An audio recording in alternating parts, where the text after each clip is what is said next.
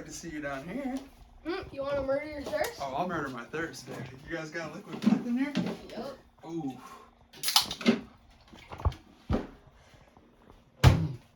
Oh, yeah. Consider my thirst murdered. You want to go sit down? Mm-hmm. Oh, man, this is a crazy little setup you got over here. Thanks. So how'd you get started making music? You know, it was probably when I was in high school. I was making a lot of hip-hop beats for some people in Chicago. So that's how I started. I was on a program called Mixcraft, which was a free program on my Sony Vaio laptop in 2000, must have been 2010. Were you even born yet? Oh, 2012. He wasn't even born yet. Liquid death. But anyways, so I was making hip-hop beats for all my friends back then, and I was getting really good at it. So I was recording their vocals, I was making the beats for them, and then I went to college, the University of Illinois, where I met Colin, who's the other half of Kyral and Banko. He's Kyral. And that's right when Skrillex came out with his first EP called Scary Monsters and Nice Sprites. And that was what revolutionized from hip-hop beats to like more heavier sounds, because it was still the same hip-hop drums, right? It was the same feel, but it just was bigger sounds. And that was something that we had never heard before, so we just kind of downloaded. I think it was Massive at the time, and then we just started messing around with some bigger synthesizers versus just like simple little plucks on the hip-hop beats.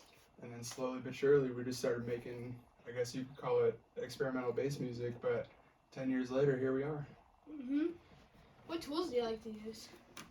I'll tell you, my favorites right now are probably Vital, which I was talking to you about earlier.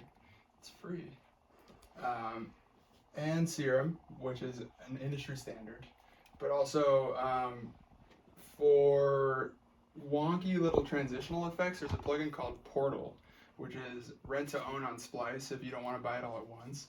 But it's really cool for getting like transitional, just like crazy little granulated sounds. Like that's how a lot of like this noisy sort of textures that you're like, what does that sound like?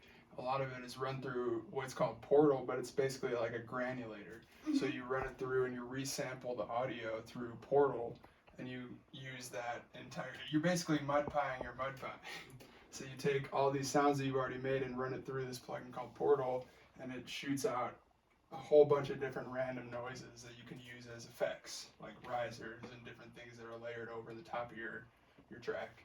So that just helps fill out your mix, and that also helps give like certain character to it. And that's why, you know, as you start getting really good at producing and like trying to break through the mold of like everyone and their mom who's making beats right now, you know, that's how you really get the quintessential difference maker, is like things like Portal, where you can add different little pieces of flavor on top. Yeah.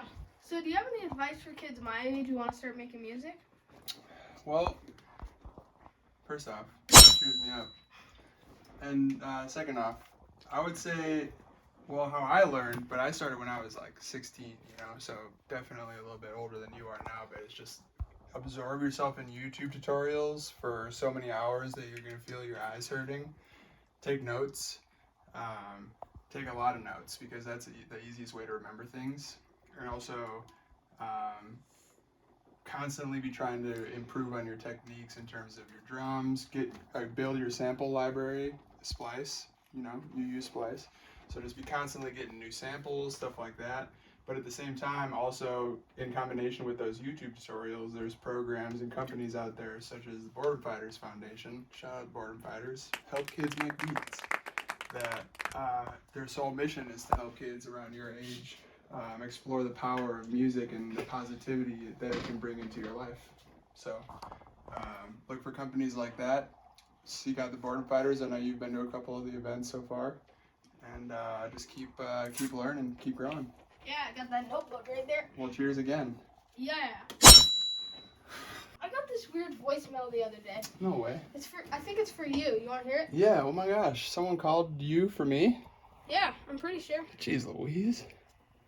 Hey guys, Brad again. Whoa. That was the EP. Not Brad again. I was really just wondering if maybe you would switch over into the breakfast cereal realm. Oh. Heard that's pretty poppin', pretty tasty.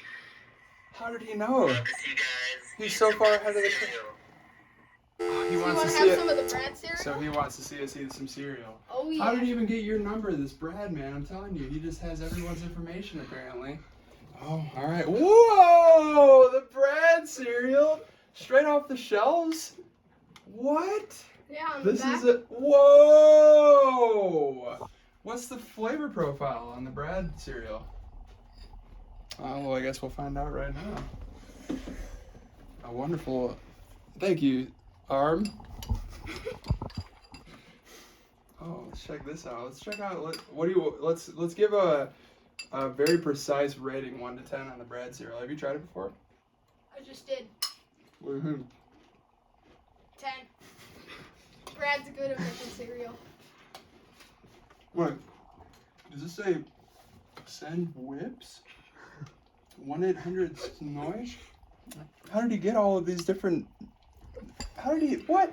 Brad, you're way too much right now, man. But it's delicious. I'll tell you that much. Yeah, you want to do a collab sometime? We should do it tonight. Oh yeah. Let's get it.